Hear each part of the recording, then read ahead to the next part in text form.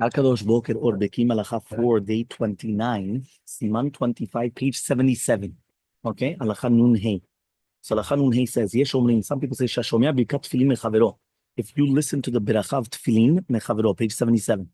Okay, והוא נמצא בין הנחת תפילין של יד ותפילין של ראש. So imagine, you're in between תפילין של יד ותפילין של ראש, and you hear ברכה. יענה אמן. Answer amen. Why? שכיוון שהוא מניין התפילין. It's to do with the tefillin.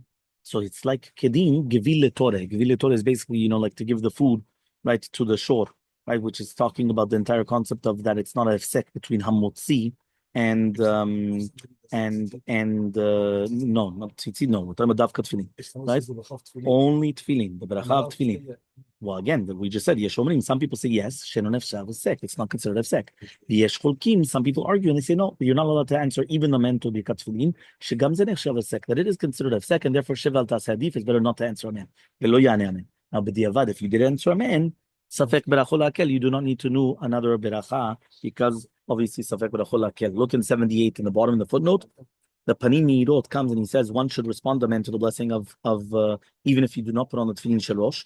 It's forbidden to respond to kaddish kedusha, but nothing to do with tefillin. But putting on the beracha of tefillin is a beracha. That's fine, right? However, though, there's a dvar shmuel avuhav that he says that no, that it's a sur, and therefore, basically, what's going on is that they come and they say that it's better not to. Okay, that means basically do not answer amen to even that beracha. However, though, if you did, safek berachot la'aken. Halacha nun vav. Okay, הלכה נ"ו, אף שאין להפסיק בדיבור בין הנחת תפילין של יד ותפילין של ראש, even though you're not allowed to be מפסיק בדיבור, not to make a הפסק in speech between הנחת תפילין של יד ותפילין של ראש, אף בהנחת, even, right, even in the הנחת תפילין של רבנו תם, right, מכל מקום, nevertheless, you're allowed to answer for דברים שבקדושה, meaning like this. Until now, we were talking about תפילין של Rashi. You're putting on Rashi, and you're not allowed to make a הפסק, even for a beracha of להניח תפילין. Right? You're not allowed to answer Kaddish Kedusha. You're not allowed to do all these things. Nothing. That's Rashi. What about Rabbeinu Tam? Remember, Rabbeinu Tam is without a bracha. So since it's without a bracha, if you're right now putting on Tefillin Shel Yad, and now you hear Kaddish Kedusha, you're allowed to answer. You're allowed to answer. Meaning you're not allowed to do anything else. You're not allowed to make Hefsek. You're not allowed to. But Kaddish Kedusha, you're allowed to answer. V'chen mutar levarech birkat re'amim. What happens if it's lightning or thunder? Remember, lightning or thunder, right? Birkat re'amim. If you don't make the bracha immediately, that's it. So you're allowed to make the bracha. It's a mitzvah overet. V'kol sheken, and all the more so, shemutar lafrush misura, that you're allowed to come, you're allowed to separate from misur. V'atzada yoter tov, and even more so, yachzov yedek atfilin shel yad. Right? You're right. You're not allowed to. You're not allowed to. Right? He says. Right? It says. Right? Atzada yoter tov. You're not allowed to come and start doing right, yachzov yadek atfilin shel yad, and then you don't have to take them off completely. Everyone understood what happened? One more time. We just said that tefillin shel Rabbeinu Tam, you're allowed to answer kaddish kedusha between yad and rosh. But he says when you do that, he says it's better that you should tighten it again and do it again instead of taking it off completely. Right? Yes. Okay. A kaddish kedusha. Yes, it's as if that you re-put them back. That's why you're doing this. Yeah, even if karachta. Te'adek od ha'pa'am, and then you start again. Kaddish u'kedusha. Only kaddish u'kedusha, but you're not supposed to do it during the chazara. That's why it says in Mishnah Berurah and Halacha Berurah, you're not allowed to put on tefillin shel Rabbeinu Tam during chazarat hashatz, because you have to be answering amen and you have to be paying attention to chazarat hashatz. The optimum time is right either after Uval Etzion, or before Uval Etzion. Right after, how do you put this? Right before Asher Yeshuv V'techa. Okay? Ul divrei Torah, now he says to speak in divrei Torah. Thank you. Thank you, doctor. Yeah? Thank you. So he says like this. Ul daber divrei Torah, right? To speak divrei Torah, he says, en la'akel, we cannot be mekel. Uchmochen, right? And so too, you're not supposed to shh. I'm in the middle of a shiur, right? Uchmochen, en la'anot baruch hu baruch shemo. You're not allowed to answer baruch hu baruch shemo.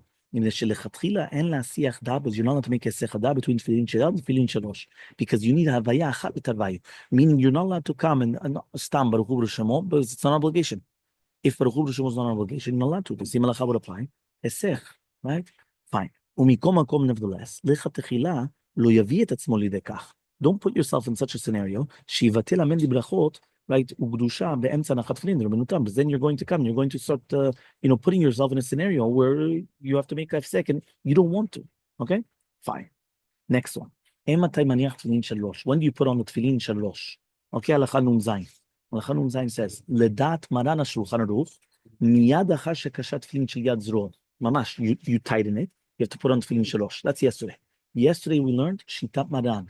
You tighten, right? You tighten laniach tefillin.